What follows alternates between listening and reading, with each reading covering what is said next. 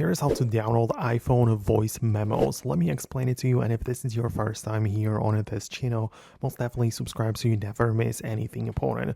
Well, if you are missing the whole app, at first try to look for it in the app library to see if it's not there, but if you deleted it from the iPhone, you can always just retrieve it back by getting to the App Store and downloading the voice memos. You can literally look that up, and even like the official apps from Apple can be re-downloaded from the App Store. So that's how you can get it, right? That would be the most basic approach.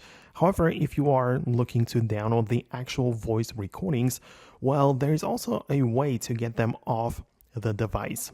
So you open up the voice memos, and of course you can play them back or perform some changes or whatever, but you can tap on the three dots and then click on the share option.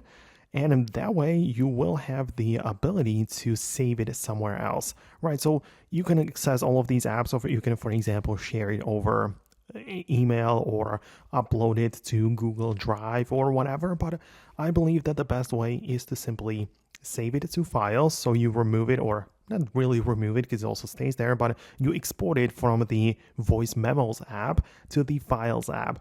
And the whole point is that it will also appear in this app, and you can basically do whatever you want with it in here. You can use it for different projects, you can import it in video editors, or you can even connect like a USB or SSD drive through the cable and paste it there, right? So it's much better, and it's giving you more options to like download it or move it to a different place. So let me know if we managed to do what you needed. I really hope that I can help you out with it. Subscribe for more tutorials and videos like this one, and I'll talk to you later.